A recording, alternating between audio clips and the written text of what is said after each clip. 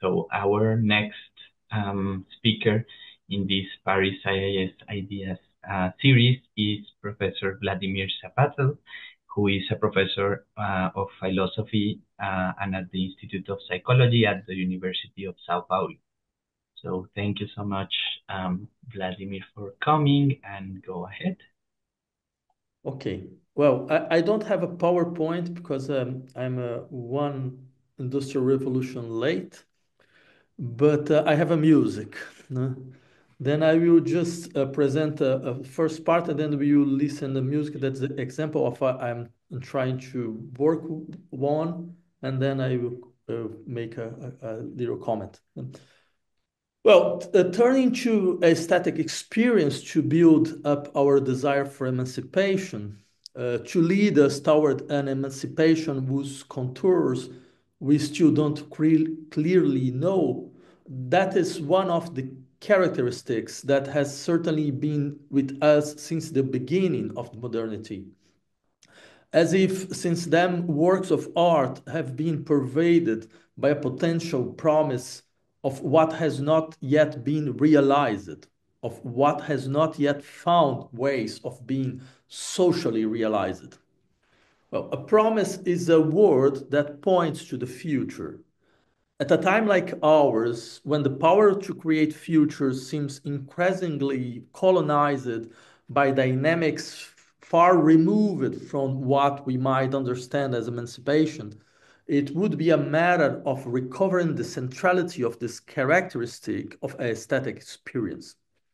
And I insist on this because we currently see concepts such as freedom and autonomy serving as the normative horizon of social struggles led by the extreme right and by sectors linked to the global resurgence of fascism.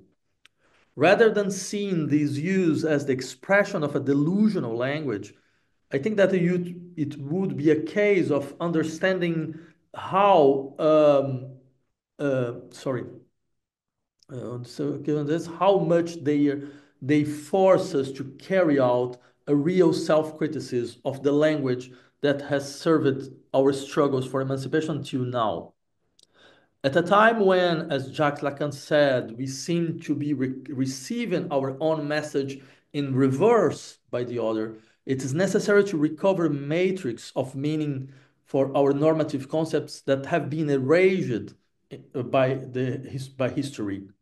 And I think that becomes clear how we don't lack revolt and indignation now. We lack language. And to this end, we shouldn't neglect how models of social emancipation can benefit from the capacity of aesthetic experience to reshape imagination and social sensibility, a capacity to reorient language.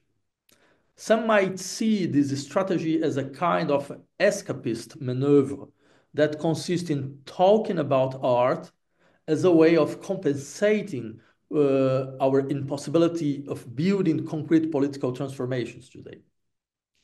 But I would like to insist, on the contrary, that the loss of sensibility to the tensions inherent to aesthetic experience is a strong symptom of political atrophy, and perhaps even its symptom most brutal. Okay, with this problem in mind, it's important to think on how the aesthetic experience provide models of social emancipation through the reconstruction of notions as people, territory, and place. In other words, how the mobilization of the notion of autochthony can unleash a process of reconstruction of our praxis, emancipatory praxis. And this is a sensitive point since we know the functions that notions such people, territory, and place can operate with fascist aesthetics and politics, as long as they are linked to concepts like identity, property, and vital space. And however, this does not change the fact that a historical constitutive axis of thinking on freedom lies in the concept of autochthony. Because the role of this relationship to territory in the constitution of social experience of freedom has followed Western thought since at least ancient Greece. And let's first recall how the Greek concept of freedom is progressively constituted on the ground of a negative experience of disorder and chaos. And for this reason, euletheria will always be linked with unhindered growth and served by the link on our native place. And just consider how the term euletheria has its roots in the Indo-European leud, which means to grow, to develop. And this understanding of the relationship between emancipation and autochthony is not unique to the Greeks, but runs through the social experience of multiple peoples in a constant and varied way. An analysis of comparative anthropology would be necessary. I would like to do this in this article that I proposed to IAA for have an articulate view of the extent of this relationship. But in any case, this variation reminds us, among other things, that relating to a territory is not an operation that is always identical and always produce the same effects. It is true that territoriality can often be confused with the affirmation of organic ties to communities, habits, and traditions. Understandings of this nature tends to currently appear when social emancipation is confused with gestures of rebuild horizons of reference and action that have historically been destroyed by the brutality of hegemonic forms of development. And in this case, it might initially seem that autochthony, the formation of self through belonging to a territory, of ourselves through belonging to a territory, should be understood as the fundamental expression of forms of identity and the temporalized recurse to origin as a kind of guarantee of the social production of meaning. But it would be a case of being attentive to other possibilities that complexify our understanding of the temporality proper to the political affirmation of autochthony, of its function with a dynamic of recomposition of social, let's say, affects. No? In other words, without denying this relationship between autochthony and freedom, I think that it would be a case of asking how this relation can operate beyond the act of taking possession of an orange, of securing our own self in an already assumed identity. And for it is possible to think of territoriality not as a restoration of denied ties, but as the construction of a field of new circulations and new forms of implication. A territory can be understood not as the place that defines the landmarks of restoration of habits and traditions, but as the space in which one can circulate freely, and above all, allow the free circulation of what was previously seen as a threat or a risk to the preservation of a static identity. Building a territory thus appears as the production of a field of relations characterized by continuous openness to otherness and the structural transformation of relationships, as it appears as an operator of the centering. Well, with this problem in mind, I would like to analyze how the aesthetic experience is a privileged place for the construction of autochthony in this way that I propose. There are several possible strategies for approaching this point, but here I would like to talk about the way in which the ideal of a static instauration that animates fundamental moments of the modernist project is articulated with the possibility of a certain aesthetic construction of a people. And that makes the territory a space free of continuous, a space of continuous transformation and a space for breaking down of hierarchies. Okay, well, recovering this modernist experience in this context is a way of insisting on the unrealized potential of historical moment that tried to articulate process of social transformation and the aesthetic construction of a people. This articulation is most visible in the so-called peripheral modernism. For example, the Brazilian case is a very interesting example in the sense, to the extent that the modernism has become in Brazil a real state project that reached its apex in the construction of the new capital, Brazilian, new modernist capital. And the Soviet case and the early 20 years of the Russian Revolution is another good example. But I would like to talk here about a unique case, in my view, where the opposite happens, namely that the idea of aesthetic construction of a people in a modern appears not as associated with a state force, but exactly it appears when the state order breaks down. And this is the case of Bela Bartok and his musical experiment, which began at the time when the Austro-Hungarian Empire was decomposing.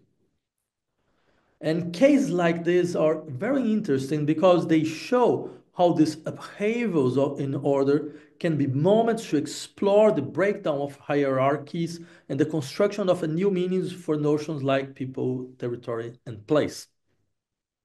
And first, let's remember how usually it's a part of the process of social subjection to turn, let's say, some non-hegemonic social experiences, some in their aesthetic forms, into expressions of archaism. As if the process of constituting hegemonies needed to establish the idea that the music that runs through the experience of the peoples to be colonized is a kind of folk music, as a folklore, in some words, something that has no power to produce futures, but only to preserve pasts, thereby nullifying the productive force of these populations, ties to the territory.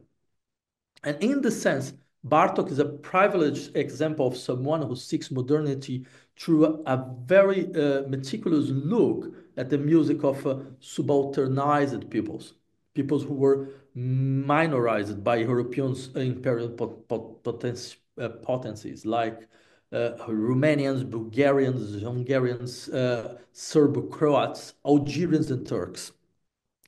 As we know, together with Kodali, Bartok set out to record and analyze the melodies and musical forms of the peasant class, discovering not only melodic material of impressive richness, but also a creative potential of forms, of complexification of rhythms, tempi, and structures.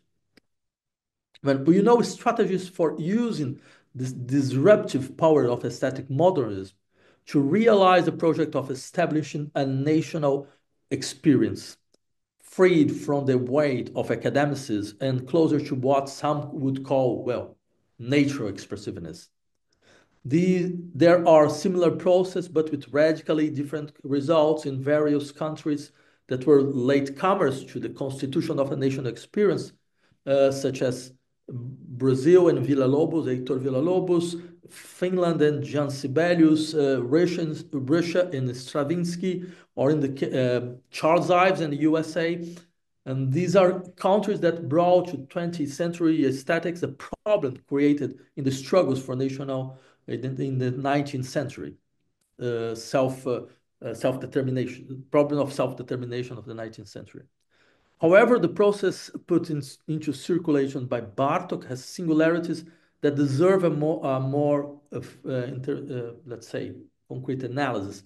And I would like to show then at least music and make a discussion just to present some points that I see that's very interesting. Let's see. Okay. Now. Yeah, good.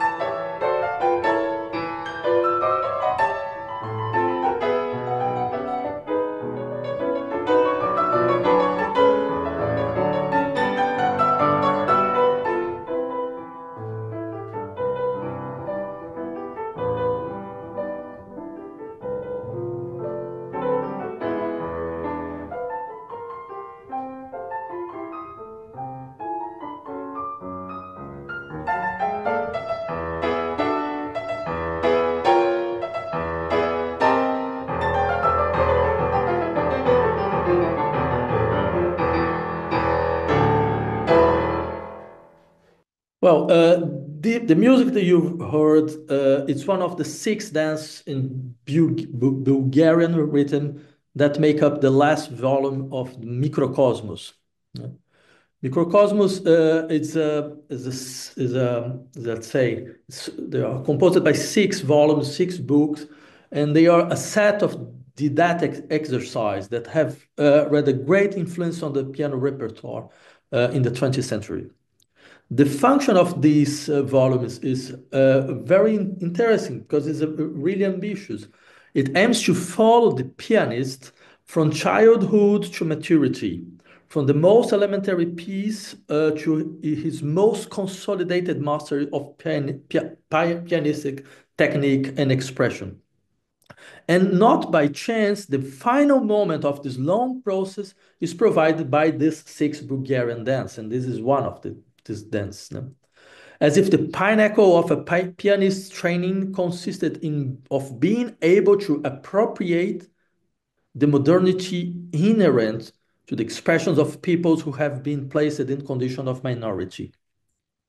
And for example, let me just stress some points where we don't have time for a real analysis, but an important point of the Bartók research lies in recognizing the productive power of asymmetry of the rhythms discovered by his research. And normally, each of these pieces has a basic rhythm pattern that is developing.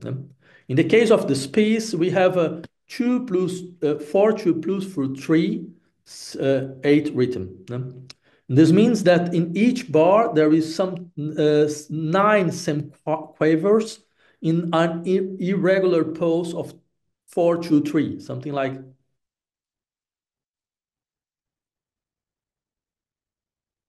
And that you saw in the left hand. It's something much more elaborate and complex than our normal rhythmic structures based in 2, 4, 4, 3, 4, or 4, 4.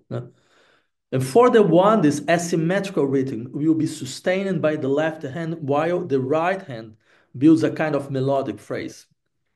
However, the right hand is not on the same pitch as the left hand. And this is very interesting too.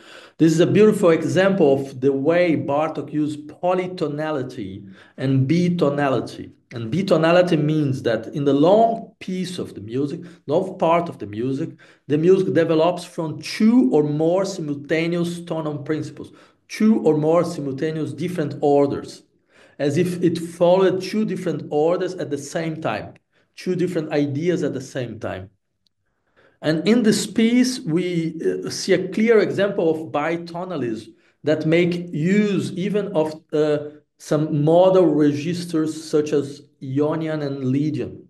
And modal registers are forms of organization with a kind of circular characteristic, typical of non-modern societies, because they don't have these tensions and this resolution of dissonance typical of our classical tonal system that characterize Western modernity. The uniqueness in Bartók's case consists of using all these elements simultaneously with a dynamic that still preserves important elements of tonal logic, such as modulations of the fundamental note and the left hand and things like that. In other words, everything happens as if Bartók were building a territory where the power of peasant creation, with its elements refractory to the hegemonic forms of the time of progress, would eat away at the music of the bourgeoisie from within. Theodor Adorno spoke on a certain peasant cunning in hiding from the powerful until they can seize power from the, let's say, the upper class. The cunning finding from the upper class until they can seize power from them. There is something of this in the Bartók's music. Let's just finish. Also note how these elements of Bulgarian dance can be put back into a ballroom dance character, as you saw in the last part of the piece. No? As if some sort of, shall we say, class reconciliation were possible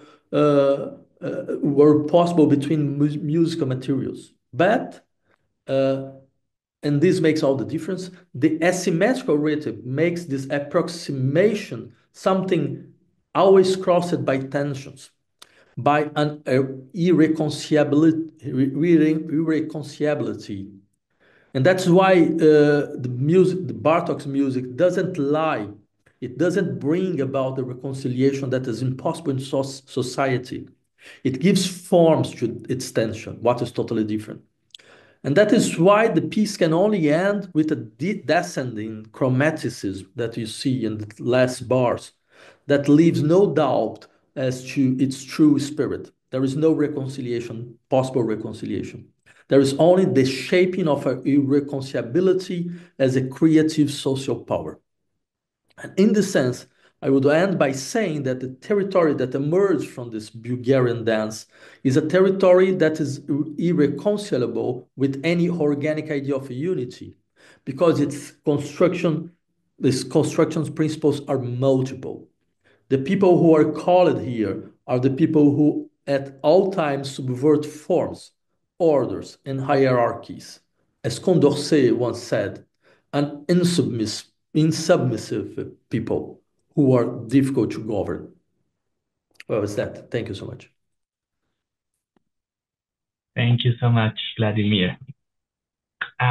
Wonderful. Any questions from the audience?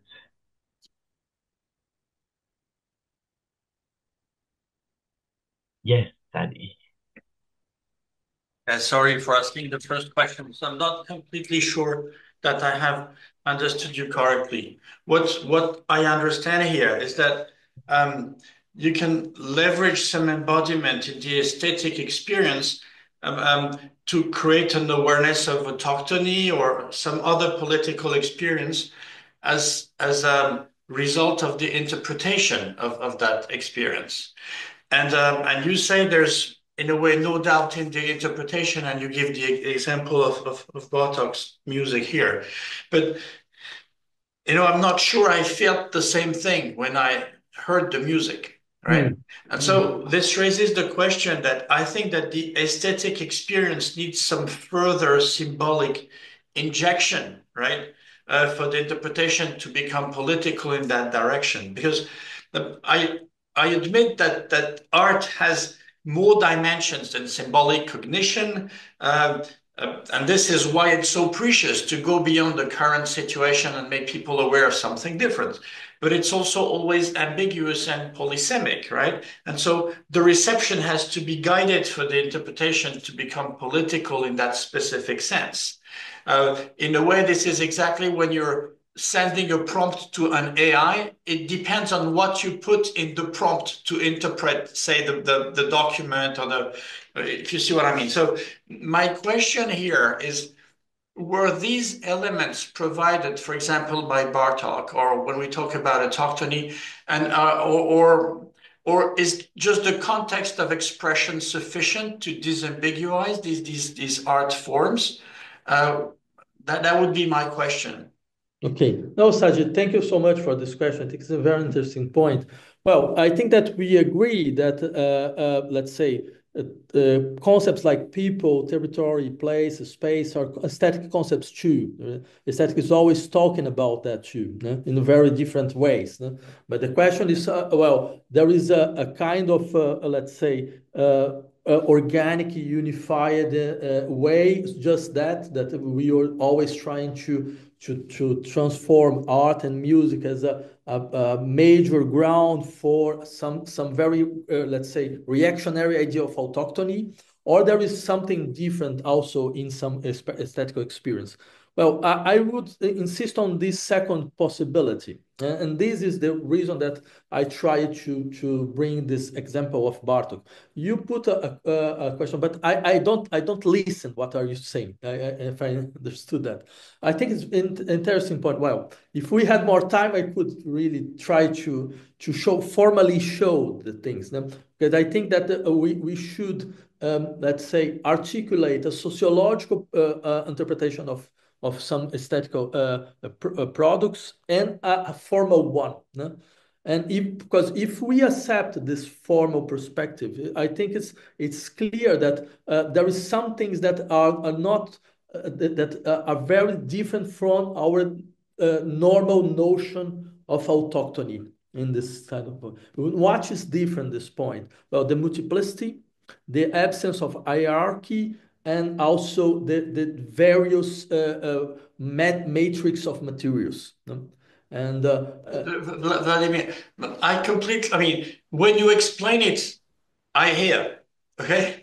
Just like when you're drinking some wine with an expert and he says, you know, it tastes like this and like this, suddenly, oh, you say, oh, yes, indeed. But if I'm not explained, I don't hear it. And so I was trying to figure out when you want to have a political use of aesthetic experience, shouldn't that always come with some kind of explanation, or at least for those who are not yet in the know? Otherwise, those who are in the know are more or less already in the know, if you see what I mean. So I was wondering if when these things were created, there was also the desquelles, you know, you see what I mean? The explanation. This is what I mean, right? Yeah. Sure. But if I understand you well, you're saying we cannot listen to music with someone explaining us. This is not a part of the combo, let's say. But it's true. I think that it lacks a level. It's a level of the reception, and it will be very interesting to show how it was received at this time and for these people. And I think that you point for a very specific point.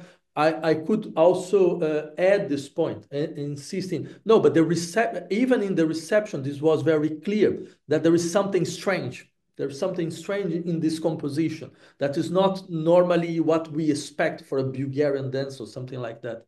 And how this, of course, which was the impact? What was the force of the impact? Well, then I would insist in a point. If we want a kind of emancipatory politics, we need more broader social imagination. And the question is, which kind of force can intervene in the composition of this imagination? Yeah? And well, this is an open question. No? Great. And Martin, next. I think my question sort of is more or less the same as Sadi's. Maybe phrase it a little differently. So when you talk about the what you call the sociological meaning that is associated with the formal structure. Well, I have two questions. Who is able to read that? So what does somebody already have to know or have to have experience in order to be able to read that? So for whom is it a message? And the second question is the connection between the formal aspects and the meaning, the sociological or political meaning. Is that, in your view, a necessary connection? Couldn't the same formal structure in a different context or for a different audience have had a completely different sociological meaning? And I'm thinking of to what extent your ability to experience these things as meaningful depends on, well, your upbringing, what you are accustomed to. When I started to listen to non-Western music, for example, Chinese opera, that was quite a shock, and I wasn't able to get anything out of it. So I needed to be trained in it and experience in it. So there's no intrinsic connection, I would say, between the formal structure, the sound, and the meanings that we attach to it. Yes, But, no, yeah. you're right. There is a question of, let's say, structure of let's say, context. But I would insist in 2 points. Let's say the first one is in which extent a work of art can be political. No? I think that is there is something that is presupposing on your question, if well understood. But maybe for when we think on music, it's a little bit much complex because we have this idea that, well, maybe there's some technical questions that we don't know. But in literature, is much clear, let's say. For example, in which extent, when we read a poem of Lamartine, we are not understanding that there is a conservative romanticism that is linked with a certain moment of the history of France. Or when we listen some poems of Rimbaud, we are understanding that there is a kind of emerging subject in the sense of history and so on. But then we have this second point is, but for whom it appears? Which are the people that are, let's say, the public for that?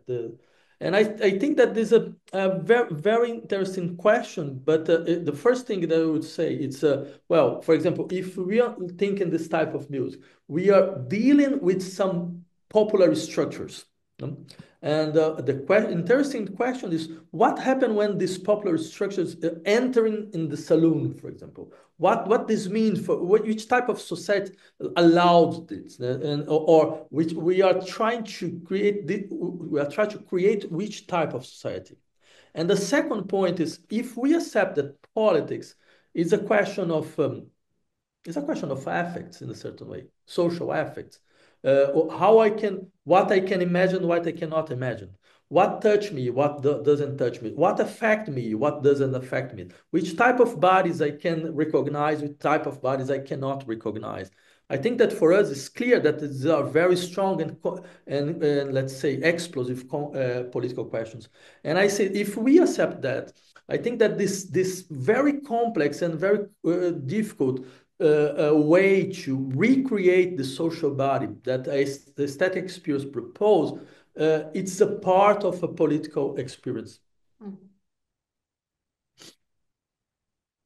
Thank you. Yeah. Wonderful. Any other questions? Catherine, yes? Yeah, I think you said something really important now, the last phrase, actually, this of proposing. I read quite a lot and worked a lot with the aesthetic methods in critical research and ethics and politics and so. And I mean, it's an alternative way of presenting that can't replace the other. And you propose an interpretation with art-based methods or arts. And that you can't control how it's received. Rancière has written quite a lot about that in an interesting way, I think. So to have them parallel, but the forces that you propose, so people doesn't feel obliged to see things in a certain way, that they are free to interpret. I think that is the strong. Yeah, no, you're right, but I'm afraid that this is a question of every human production. Not just art, but even political concepts or political ideas. We cannot control how the people will interpret that, or philosophical texts or something like that. But there is something very interesting. For example, Adorno had a very interesting point when he said, well, why the Nazis are not able to listen to Schember? Mm. It was just a question of let's say, Bildung, a kind of, they are not able because they don't understand, or it's because there is a kind of word presupposed by this work of art that is totally contrary, totally absent of the words that they are fighting for. And I think that this is not just an interpretation. There is a organic part of aesthetic experience and a work of art. Which kind of word these works presuppose?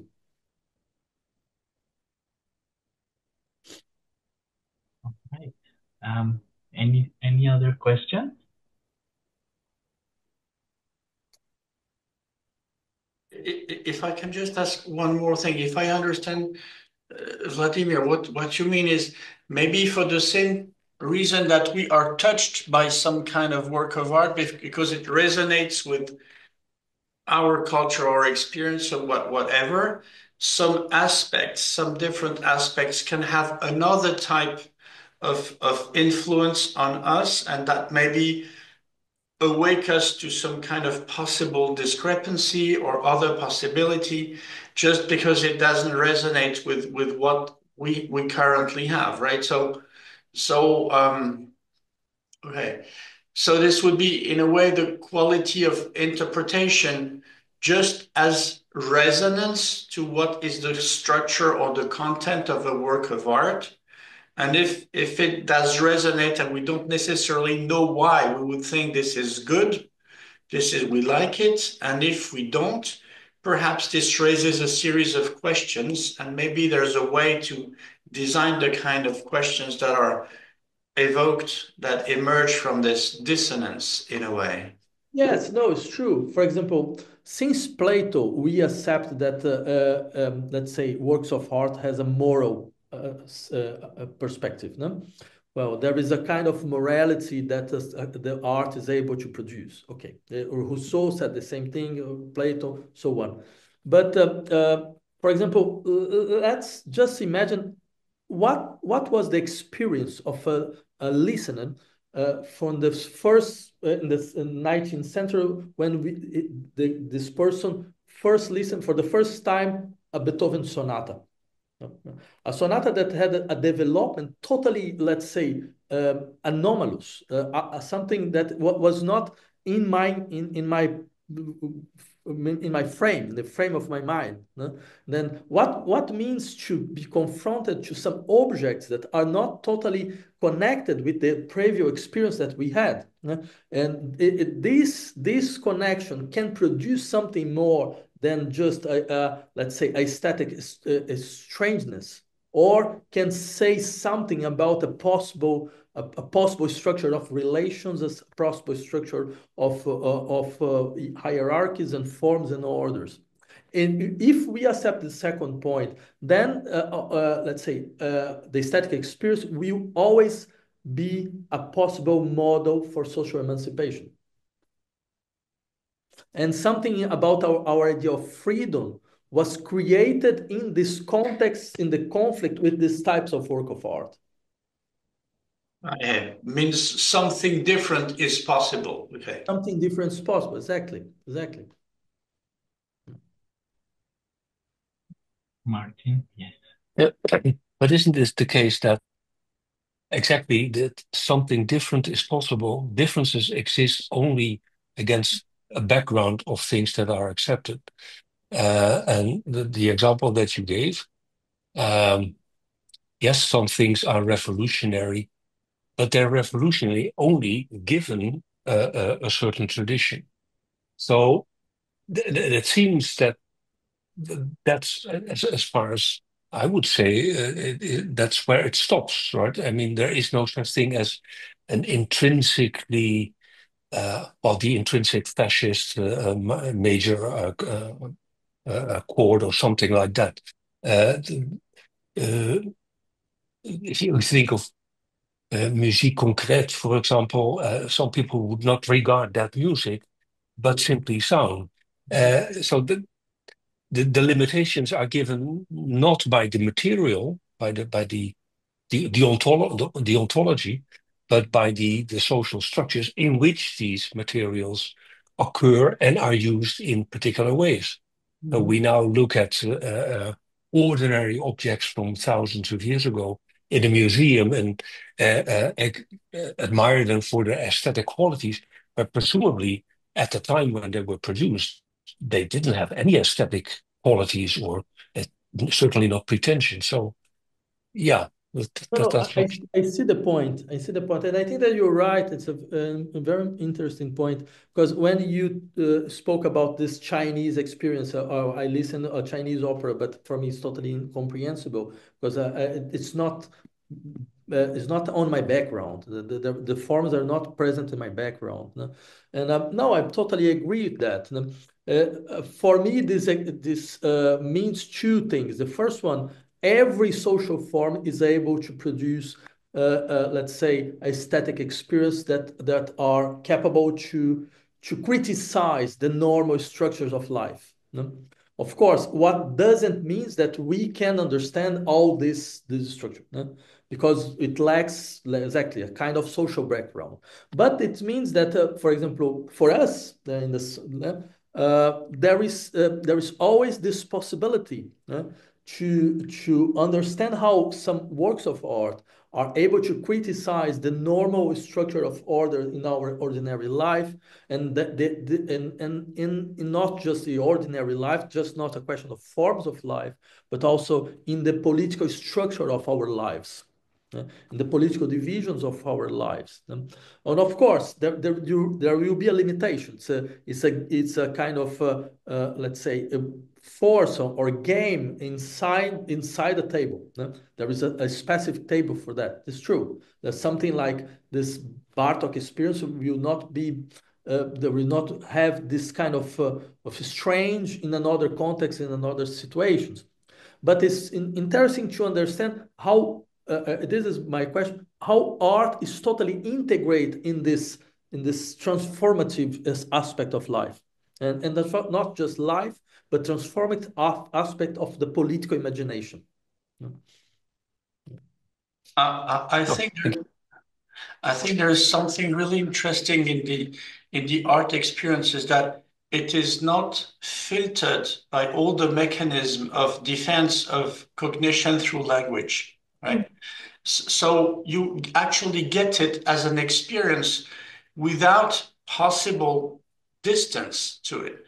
You know that Benjamin Lee Whorf says that in Hopi you have two ways of two different verbal tenses to say whether there's something that you experience or something that you've been told indirectly.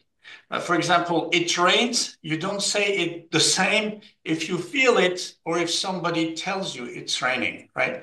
And so I think that the second order, when it comes in the form of description, it is already some cognitive formative to which this is not real, this is description, right?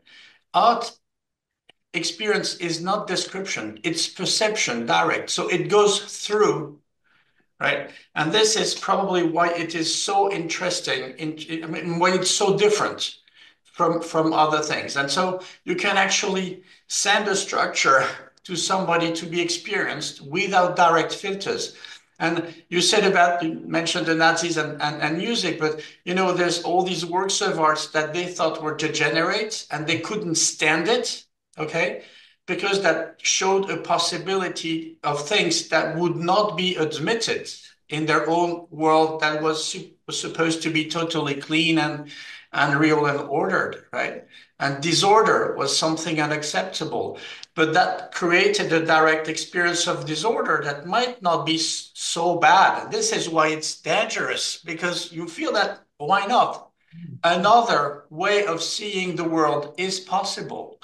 And so I think that's why art can be, I'm trying to find the word, subversive, right?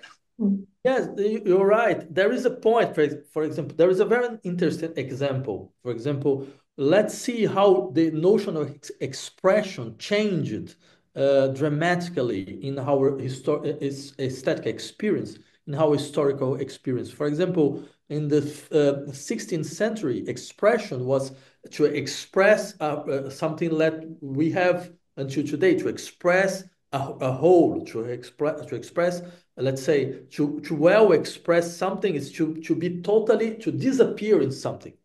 Let's say, to be, for example, I will express myself in my character, theater character. This means something about me will be totally erased because I will be totally connected with this personal, this theatrical character.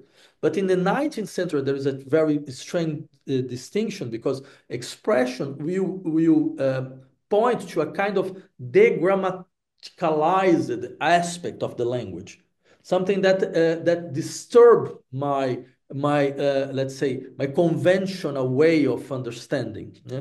And my question is, what happened when art tried to do that about the notion of territory, about the notion of place, about the notion of people, the so politically charged notions that we know. And then if this disturbance is something accepted, as you said, it's much more, let's say, subversive than to say, well, there is a totally different order that doesn't say nothing to me. No, there is something in my order that can be totally disturbed. Then my order is not so grounded, so assumed. And maybe this is the reason that art is so complicated for authoritarian political projects. If I may, if it can be subversive, it can also be used to suppress, right? I mean, art can have the function of pointing you towards things unknown and other ways of seeing, but it can also be used to do the exact opposite, just to enforce one particular way of looking at things onto you. And of course, we have a tendency to reserve the term art only for that which is subversive, but it's exactly the same materials, exactly the same mechanisms are also used in an authoritarian way. So, yeah. No, you're right. This is the reason that I wanted to talk about modernist experience, because this ambiguity is very present there. No? But there is fascist is a kind of aesthetical perspective too. There is a fascist modernism that you know very well. No? There is here in Europe, there is in my country too. Fascist was a aesthetic project in a certain way. No? And linked to kinds of disruptive notions, modernist notions. No? And I wanted exactly to use, let's say, the most ambiguous moment to show how exactly what are you saying, this clash between emancipatory possibilities and regressive perspectives can be present in the aesthetic field. And because the last thing is to say, well, this political battle is also an aesthetic battle too. Very nice. And I think that's a nice line to end the session today. Thank you so much, Vladimir.